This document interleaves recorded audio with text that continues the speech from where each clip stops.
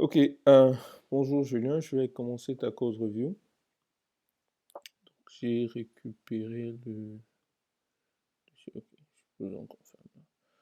Ok, d'abord, ouais, quand on ouvre le truc, tout est dans le répertoire which.graphic user interface. J'ai eu I, donc qui est un peu misleading, surtout parce que, en fait, c'est le répertoire du projet total. Par contre, on voit une bonne organisation et un répertoire pour les tests, pour les sanitizers, le HTML et les data structures. Donc, oui, tout semble bien divisé. Les sanitizers, je regarde. Ah, d'accord, ils vont servir à remplacer les cases.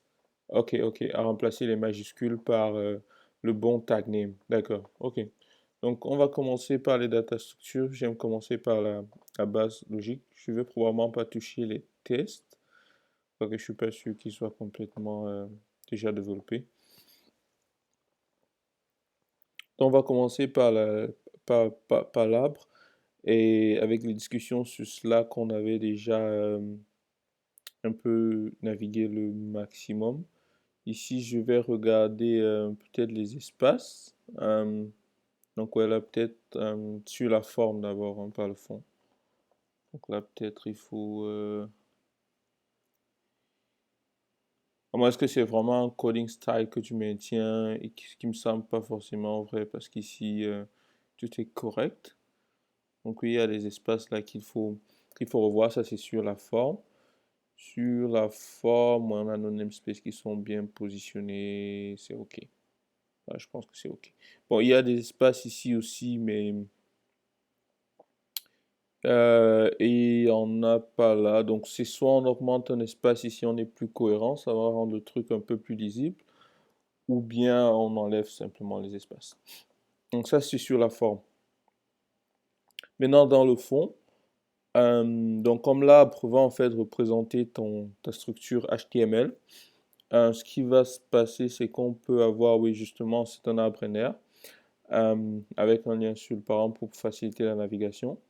Le petit truc que je peux ajouter en plus de ce qu'on a déjà dit sur le Slack, c'est que lors du parsing, si on veut, par exemple, en CSS, si on veut récupérer le IM élément d'un nœud spécifique, il va peut-être falloir tweaker un peu euh, la représentation du nœud pour faire des accès rapides. Mais bon, c'est pas grave et ça peut être aussi de l'overdesign parce que à la fin, ce sera très difficile de voir un seul fils avec beaucoup, beaucoup, beaucoup d'éléments et aller récupérer seulement le IM fils. Sinon, une façon d'avoir ce résultat serait simplement d'ajouter un htable qui va maintenir les index et les nœuds proprement dit aussi.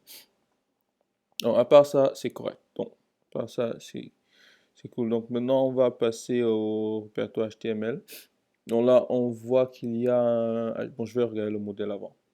Dans le modèle, on a un HTML body, donc on a les éléments, le body div H1.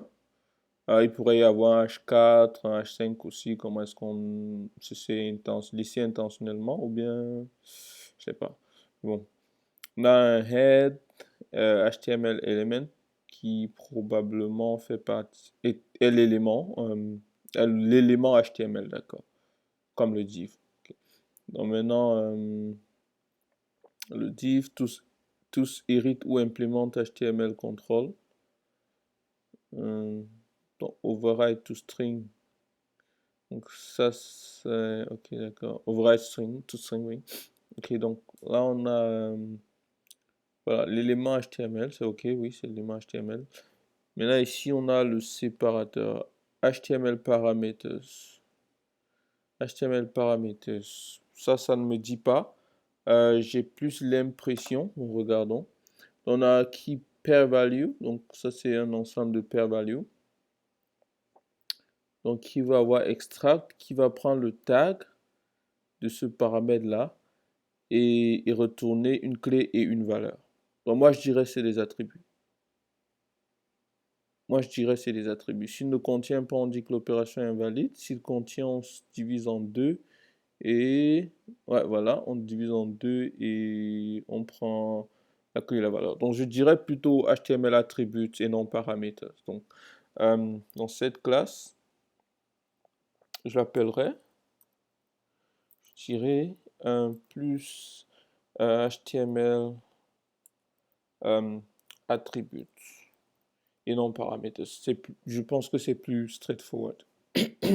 Extractor, bien sûr. Donc, ici, on a le iControls qui, en fait, est une classe abstraite. Ah, d'accord, je comprends maintenant. Donc, ça veut dire que là, ouais, voilà, c'est un héritage. Donc, oui, un HTML control, le contrôle de type body, c'est d'abord un contrôle HTML avant d'être de type body. Un élément, c'est un contrôle HTML, d'accord. Ouais, la relation se tient. Maintenant, est-ce que ça n'augmente pas le couplage? Moi, je ne pense pas. Surtout que, quels sont les comportements? Oui, on a un comportement par défaut ici et qui devrait être applicable pour tous les éléments qui l'héritent. Et c'est probablement pour ça que l'interface ne devait pas make sense. Donc, ok, je vais regarder. Donc là, on a un dictionnaire de paramètres, je dirais bien attribut ici. Donc, attribut à la place. Et puis on a, est-ce que c'est un closing? Est-ce que c'est un is closing? Je ne comprends pas pourquoi il y a. Du moins, je sais que ça doit être utilisé probablement dans le parsing, mais, mais ça ne. Sémantiquement, du moins pas sémantiquement, mais. Oui, ce que je veux dire, c'est que normalement, un tag, je ne sais pas s'il y a des. Sauf si on parle d'auto-closing. Donc ici, il y a peut-être une question, quelque chose à revoir. Parce que normalement, un tag a normalement opening tag et un closing tag. Maintenant, ouais, on peut décider de créer un contrôle. Donc, ok, ça veut dire qu'on gère à la base l'ouverture comme un contrôle et la fermeture comme un contrôle. Ok, make sense. Donc là, on a un unique ID qui va en fait unique ID parameters contain. Donc ici, quand on récupère l'idée, quand on va faire le get, qu'est-ce qu'on a? On a la valeur try get value, virgule out value. Donc là, on fait parameters. Donc, et qu'est-ce qu'on retourne? Ok, on retourne un unique ID. Ok. Donc là, on va générer un identifiant unique pour chaque contrôle. Ok, d'accord. D'accord, donc lui va générer un identifiant unique pour chaque contrôle. Et donc on utilise les GURD, donc c'est très difficile qu'il y ait des collisions dans ce schéma-ci. Je suppose que ceci doit être sauvegardé dans une HTML après pour traquer les contrôles et leur position. Ok, cool. Donc en dehors de isClosing et des paramètres, je suis ok sur le fond. Sur la forme aussi, il n'y a pas de problème. J'ai un public unique qui suit les conventions. J'ai une propriété qui est OK, une autre OK. Bon. Donc, par contre, j'ai abstract to string, oui, d'accord, qui doit être overridé par les classes filles, et c'est la raison pour laquelle on avait les toString ici. OK, donc ça c'est bien. Maintenant, on va rentrer dans la factory. Ok, donc maintenant, isClosing, dans la factory définit un isClosing si le HTML, d'accord, si le row HTML contient, voilà, et pour moi, c'est peut-être vers cette façon de penser qu'il fallait aller, mais je dois aller plus loin, parce que, en fait, le isClosing du contrôle, à mon avis, euh, ne doit pas vraiment être traité comme tel parce qu'un contrôle est défini par les deux balises à la fois et non pas une seule. Donc c'est difficile de définir la notion d'HTML control avec la notion de closing. Par contre ici, dans la factory, je pencherai pour construire l'arbre avec ceci. Comme ça, je sais quand c'est un closing et je sais si je dois changer, soit si j'utilise une pile ou une pile pour construire l'arbre. Je sais si je dois pop ou si je dois une pile. Mais c'est la pile de fois. Bref, la structure donnée que je suis pour construire, je verrai comment. Donc Bon, maintenant, extract, oui, on en a parlé pendant le Slack. Moi, j'exporterai bien tout ça à l'extérieur.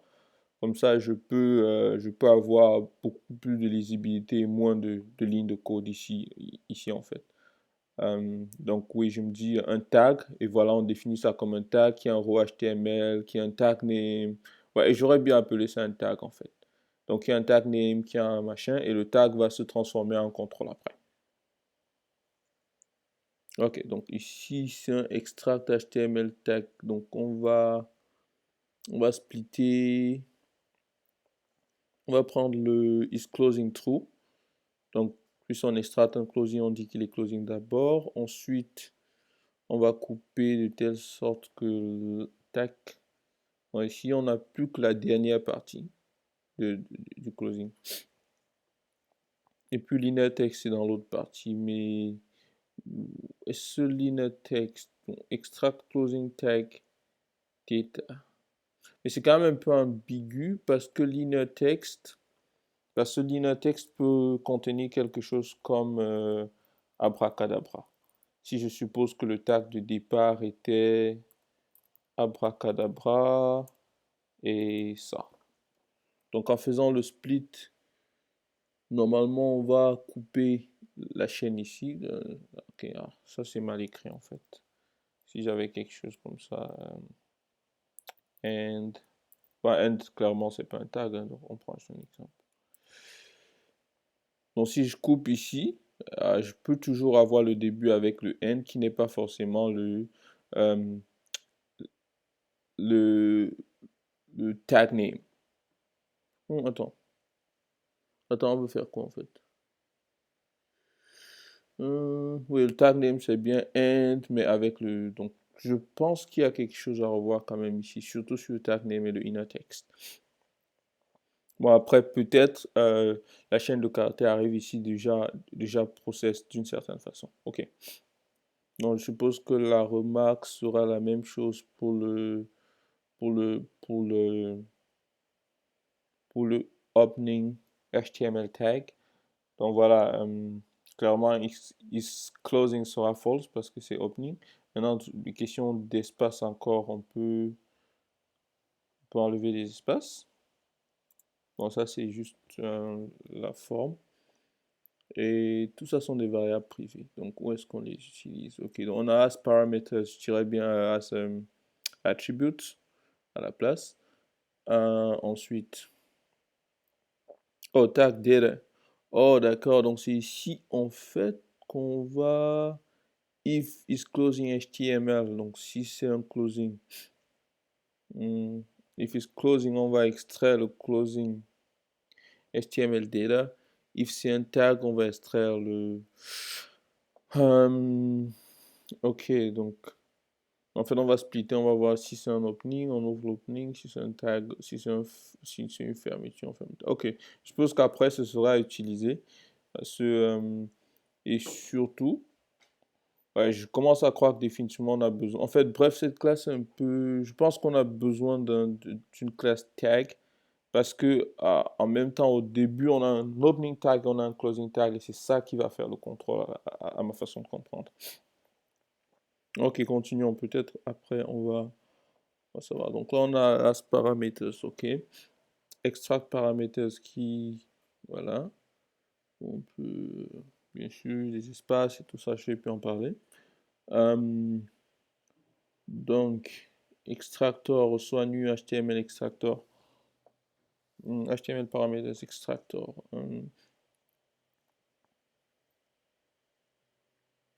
Merge control. Donc, on a opening. Ok, d'accord. On a opening et un closing.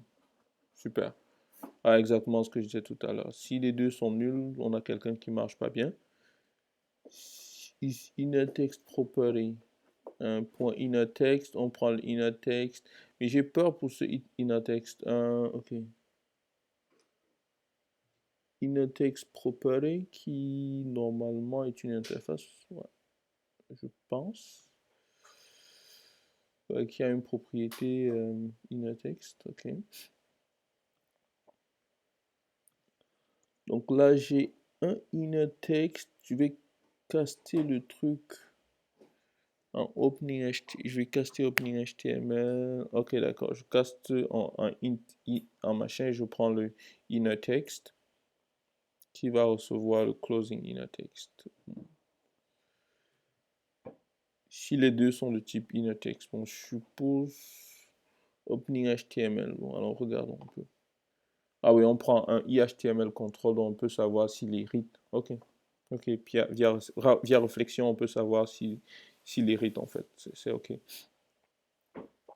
Donc maintenant, HTML control, create control, donc on va prendre le row HTML. Donc ici, je veux bien, d'accord. Maintenant, on a un create instance. Donc on va create instance, donc on évite de créer, d'utiliser un constructeur.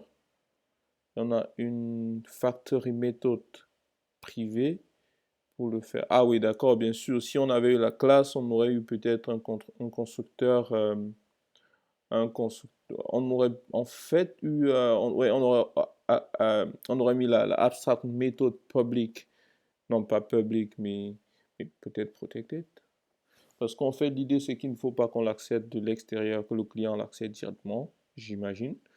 Donc là, oui, on aurait eu cette classe, cette méthode dans la classe. Donc ici, on crée la factory méthode juste pour instancier l'objet, vu qu'on n'a pas de constructeur. Ouais. Ça, c'est vu qu'on n'a pas de classe interne. Bon choix. Ouais. D'accord, donc là, je suppose qu'on va dire s'il est closing, is closing. Again, j'ai quand même des petites réticences avec le contrôle lui-même. Comme je sais, ça va être une combinaison, donc peut-être quelque chose à regarder encore. Et là, on va mettre le inner text. Là, je suis pas très sûr, j'ai pas eu la peine de creuser, mais je suis pas très sûr que le inner text sera correct. Peut-être il va à la fin avoir encore des signes négatifs ou inférieurs. Mais sinon, euh, ouais. Donc moi, j'aurais définitivement mis la classe avec une factory méthode aussi, qui va générer les instances à chaque fois. Peut-être une classe privée, comme ça, elle n'est accessible que d'ici. Et, et voilà.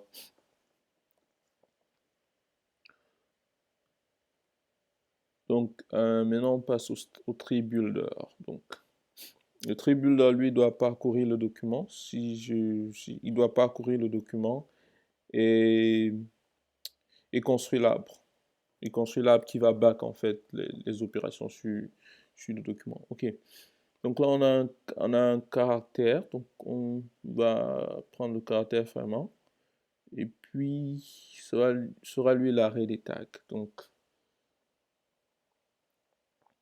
on va découper split option remove empty entries. Donc, ok, on va retirer les entrées vides.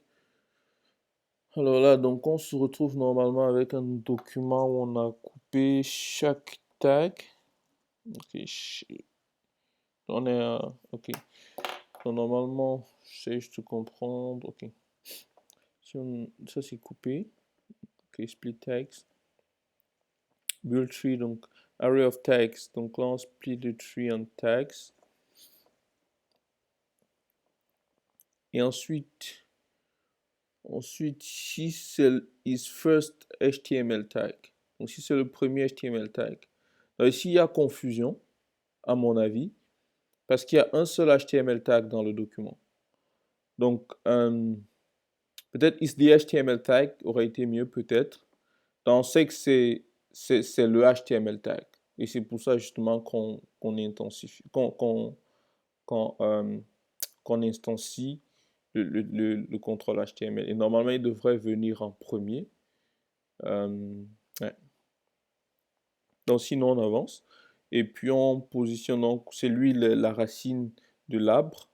Donc peut-être j'aurais mis root, document root et peut-être pas tree. Ou bien il y a document root peut-être. Et yeah, maybe document root.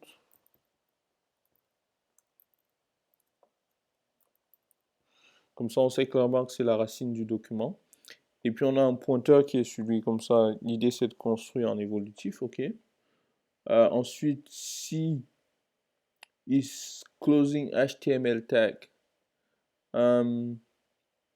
Là, peut-être j'aurais mis closing tag simplement pour dire que si c'est un élément, ok, is first HTML element, j'aurais bien mis is the HTML element, donc l'élément HTML, ou bien is HTML element.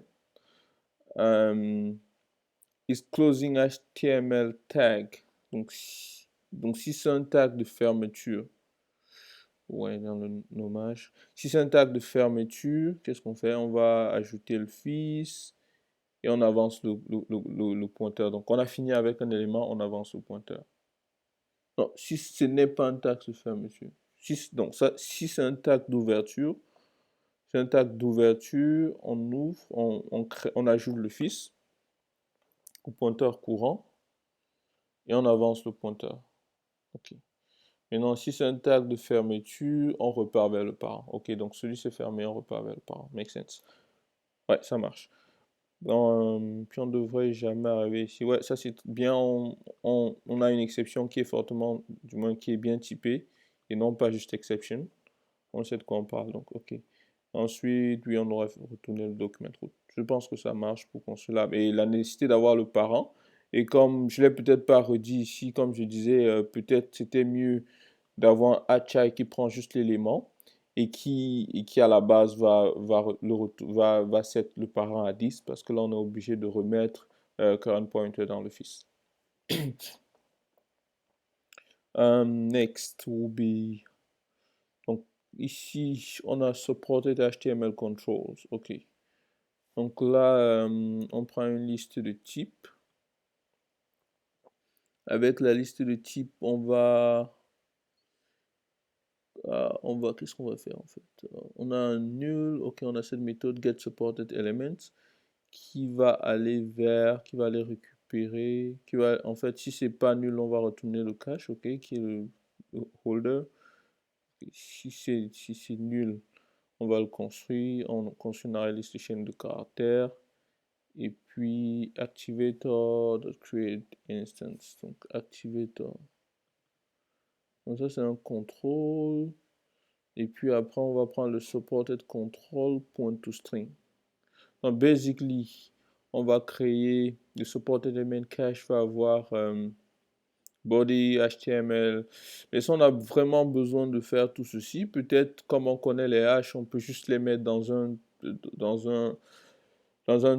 tableau, dans une structure statique qui va avoir les éléments. C'est vrai que ce n'est pas très extensible, mais à la fin, on connaît quand même à peu près que les éléments HTML sont quand même assez connus et tout ça. Donc, euh, encore que même si c'est modifié, avec cette approche, on va être obligé d'ajouter une classe qui est temps HTML control pour un nouveau élément. On va venir ajouter l'élément ici. Et puis ça va marcher. Alors que si on a un supported controls qui a juste les listes, parce qu'en fait on veut les listes en chaîne et où on a le truc statique, on va juste rajouter. Je pense que un choix plus judicieux pourrait être de mettre plutôt tout ci euh, dans une structure statique et puis le reste est joué. Après, je peux ne pas avoir beaucoup de visibilité dessus, mais je pense que ça devrait être OK.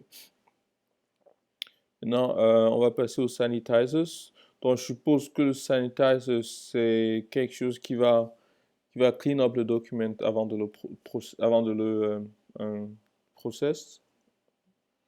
le traiter. Donc, on a sanitize public. Ok, donc on a un regex qui va pour remplacer dans le tag. Ok, on a un tag. Donc, où est le tag d'ailleurs? Ok, on a le tag dans les supported tags. Donc, on veut en fait rendre le document exactement conforme au nommage de nos tags. Ok. Donc, on va faire string.replace. Donc, cette ligne peut-être serait intéressante d'utiliser un string builder parce que on sait que je suis pas sûr en C#, mais dans d'autres langages, généralement, les strings sont immutables. Du coup, à chaque fois qu'on va vouloir remplacer, j'ai l'impression qu'on va recréer une nouvelle chaîne de caractères et ça peut être mauvais pour les performances. Donc, je dirais peut-être être prudent et utiliser un string builder, mais je sais pas. Peut-être être prudent et utiliser un string builder.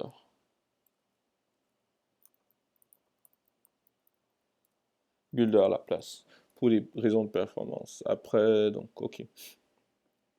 Sinon, pas grand chose. Ici, ID sanitizers not yet implemented. Ok. Not implemented exception. Donc là, on va enlever les sautes de ligne et les remplacer par les chaînes vides. Donc ça, c'est line sanitizers. Ok, donc on va enlever les nouvelles lignes. Not closing, pas encore implémenté. Donc si on a un tag qui ne se ferme pas, ok. Sanitize. Donc ça, c'est la classe justement. Sanitizer new. Donc ici, on ajoute les types de sanitizers et je suppose que l'idée pour sanitize, c'est voilà, exactement, d'aller pour chacun et d'implémenter la méthode sanitize. Ok, cool. Et oui, à cause du polymorphisme, chaque méthode va appeler, blablabla. Ça, c'est bon. Ok. Donc, space sanitizer, donc ça, c'est pour les espaces, mais je me demande bien. Ouais, je pourrais. Ok. Donc, je vais m'arrêter là. Je suis pas vraiment entré dans du C# en tant que tel parce que je ne connais pas beaucoup. Je regardais beaucoup plus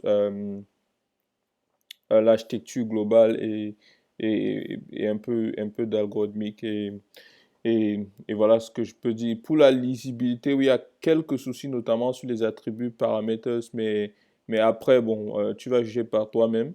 Je pense avoir compris ton code, donc je dirais que c'est bon. Et j'espère que tu seras satisfait par la qualité de la code revue. N'oublie pas de me dire si j'ai fait des erreurs. My goal is to get better. Merci beaucoup, Julien. Bye.